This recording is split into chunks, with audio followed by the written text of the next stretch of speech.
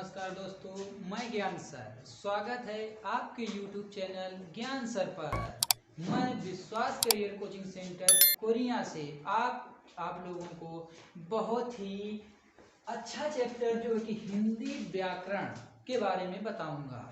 अगर मेरा ये चैनल आप लोगों को अच्छा लगे तो प्लीज चैनल को सब्सक्राइब, शेयर, लाइक और कमेंट जरूर करिए, लेकिन चैनल पूरा देखिए मेरा। मैं आप लोगों को आज हिंदी व्याकरण के तहत जो भी बताऊंगा बिल्कुल इतने अच्छे तरीके से बताऊंगा कि अगर आपने ये वीडियो देख लिया तो ये समझिए कि आप फिर कभी भूलने वाले नहीं हैं। हिंदी व्याकरण के तहत आज हम लोग बात करने वाले हैं संज्ञा की। संज्ञा बच्चों, संज्ञा कहते किसे हैं? संज्ञा कहते हैं किसी वस्तु, स्थान या किसी के नाम को क्या बोलते हैं? संज्ञा बोलते हैं। किसी वस्तु, स्थान या नाम को क्या बोलते हैं? संज्ञा बोलते हैं। अब देखो, अब हमारी संज्ञा होती कितनी प्रकार की है? संज्ञा हमारी होती है 5 प्रकार की। संज्ञा की कितनी कितनी प्रकार की होती हैं? 5 प्रकार की होती हैं। कौन कौन सी होती हैं? एक हमारी होती है नंबर 1 जातिवाचक, दूसरी होती है व्यक्तिवाचक, नंबर 3 होती है हमारी समूहवाचक और नंबर 4 होती है हमारी भाववाचक और नंबर 5 होती है हमारी द्रव्यवाचक।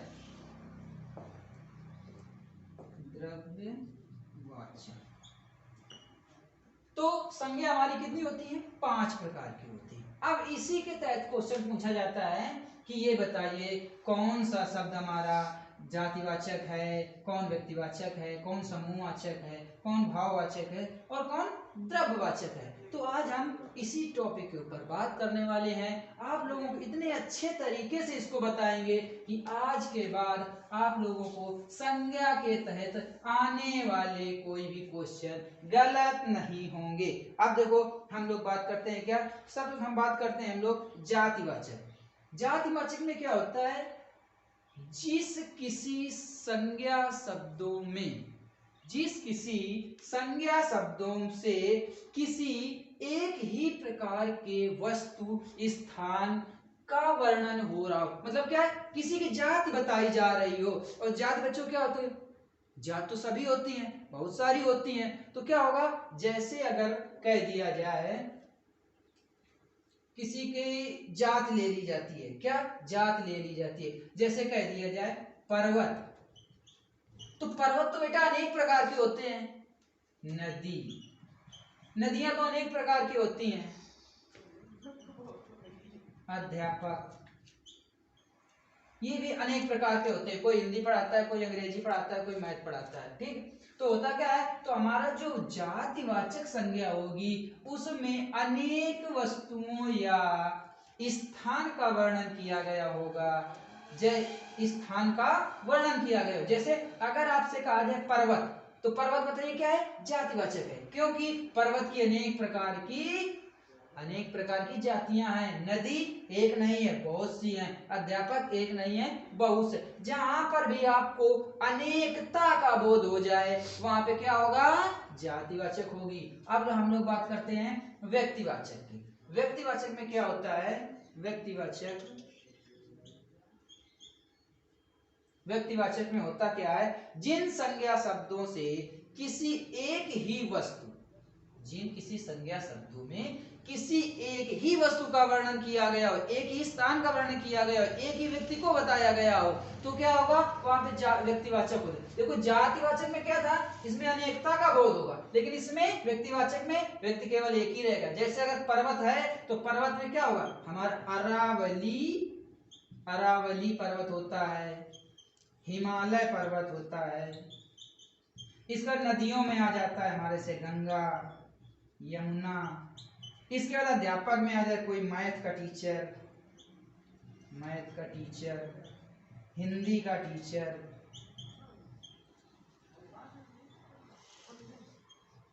हिंदी का टीचर। तो होता क्या है कि जो हमारी जातिवाचक होती है उसमें अनेकता का बोध होता है, लेकिन जो हमारी व्यक्तिवाचक होती है उसमें क्या होता है, एक ही होता है। देखो हमारी अरावली पर्वत एक ही है, गंगा एक ही है, यमुना एक ही है, हिमालय एक ही है। तो कहने का मतलब ये है कि व्यक्तिवाचक में एकता का बोध होगा इसमें, और जातिवाचक में अनेकता का बोध होगा। ठीक है, तो बच्चों आप लोगों को दो संज्ञा समझ में आई, कौन कौन सी, एक हमारी जातिवाचक और एक व्यक्तिवाचक। अब हम लोग अगले बात करते हैं समूहवाचक की। समूहवाचक, समूहवाचक में आप लोगों को शब्द से ही समझ में आ रहा होगा, ऐसे शब्द जिसमें समूहता का बोध हो रहा है। जैसे क्या होता है, सेना, सेना में क्या होता है, समूह होता है। इसके बाद मेला, मेला में क्या होता है, बहुत सारे लोगों का समूह होता है। इसके बाद अंगूर का गुच्छा देखा होगा आप लोगों ने बेटा, अंगूर का गुच्छा, ये क्या होता है, अंगूर का गुच्छा, इसमें भी अनेक फल जुड़े रहते हैं। ठीक है, जहां पर अनेक वस्तुएं जुड़ जाएं, अनेक वस्तुएं जुड़ जाएं, वहां पे क्या होता है, समूह। एक समूह कैसे बनता है, जैसे आपकी ये कोचिंग क्लास है, यहाँ पे अगर एक बच्चा आ जाए, जैसे हम देखो कह दें बच्चा, हमने बच्चा कहा तो बच्चा क्या है हमारा, ये जातिवाचक हो जाएगा। क्यों, क्योंकि बच्चे तो अनेक होते हैं। अगर इसी में कह दिया जाए, बच्चे का नाम बोल दिया जाए मोहन, तो ये क्या हो जाएगा, व्यक्तिवाचक हो जाएगा। इसी में सभी बच्चों के नाम हो जाए, मोहन, सोहन, रोहन, जो भी है, सीता, गीता, ठीक है, तो क्या हो जाएगा, वो समूहवाचक में आ जाएगा, क्योंकि सभी का समूह है। इस कोचिंग में सभी का समूह हो जाएगा। समूह बना क्योंकि यहाँ पे इतने सारे लोग बैठे हो, कोई लड़का लड़की सभी लोग एक साथ बैठे हो, तो क्या होगा, ये एक समूह में हम लोग बैठे हैं, लेकिन हम लोग कहलाएंगे क्या, छात्र कहलाएंगे। ठीक, तो ये था हमारा क्या, समूहवाचक। आप लोगों को समझ में आ गया कि समूहवाचक में क्या होता है, यहाँ पर आप लोगों को एक समूह बनाया जाता है, किसी चीज का भी समूह होता है। इसके बाद बच्चों हम लोग बात करते हैं किसकी, भाववाचक, भाववाचक संज्ञा। अब भाववाचक में संज्ञा किसे कहते हैं, अब देखो, जिस किसी संज्ञा शब्दों से किसी वस्तु के गुण, जिस किसी संज्ञा शब्दों से किसी के गुण, दशा का बोध होता हो। जैसे बेटा आप लोग जा रहे हो, आपके घर में मतलब कोई आया, आपके घर में आया, तो सर्वप्रथम क्या देखोगे आप, पहले आप देखोगे इसके गुण देखोगे कि ये कैसा है। बस वही होता है हमारा भाववाचक, जो हमारे अंदर क्या भाव उत्पन्न हुए वही हमारे होते हैं भाववाचक। अब भाव कैसे उत्पन्न होंगे, पहले आप देखोगे जो क्या है, वो काला है कि गोरा है, ठीक है, पतला है कि मोटा है, ठीक है, ये देखोगे। फिर देखोगे वो अच्छा है या बुरा है। मतलब जो जो भी आप कल्पनाएं करोगे तो वो कौन सी होंगी, हमारी भाववाचक होगी, क्योंकि हमारे अंदर जो भी भाव उत्पन्न होंगे कि वो कैसा है कैसा नहीं है, तो अगर इस टाइप से कोई भी आप लोग शब्द को सोचेंगे तो क्या होगा, हमारा वो भाववाचक होगा। इसके बाद हम लोग बात करते हैं 5 नंबर किसकी आएगी, द्रव्यवाचक, द्रव्यवाचक संज्ञा की। अब देखो द्रव्यवाचक संज्ञा की हम लोग बात करते हैं। देखो इसमें क्या होता है, द्रव्यवाचक संज्ञा उसे कहते हैं जिन संज्ञा शब्दों से किसी ऐसे पदार्थ या द्रव्य के का बोध होता है जिसे हम, किसी ऐसे पदार्थ या द्रव्य का बोध होता है जिसे हम तौल सकते हैं लेकिन गिन नहीं सकते हैं, उनको क्या बोलते हैं, द्रव्यवाचक संज्ञा कहते हैं। जिन शब्दों के द्वारा हम किसी वस्तु को तौल सकते हैं लेकिन उसको गिन नहीं सकते हैं। जैसे आपका आटा दे दिया गया है तो आटों को क्या करोगे, हम लोग तौल सकते हैं ना कि गिन सकते हैं। अगर आपको दे दिया जाए गेहूं तो क्या होगा, गेहूं को तौला जाता है ना कि उसको गिना जाता है। इसके बाद जैसे बात कर दी जाए सोना, चांदी, दूध, दही, तो होता क्या है, जो हमारा सोना होता है इसको क्या तौला जाता है, गिना नहीं जाता। चांदी क्या है हमारी, तौली जाती है, गिनी नहीं जाती। दूध क्या है हमारा, तौला जाता है लेकिन गिना नहीं जाता। दही हमारा तौला जाता है लेकिन गिना नहीं जाता। तो जिसको हम लोग तौल सकते हैं लेकिन गिन नहीं सकते, उनको क्या कहते हैं, द्रव्यवाचक संज्ञा कहते हैं। तो बच्चों ये था हमारा संज्ञा का चैप्टर।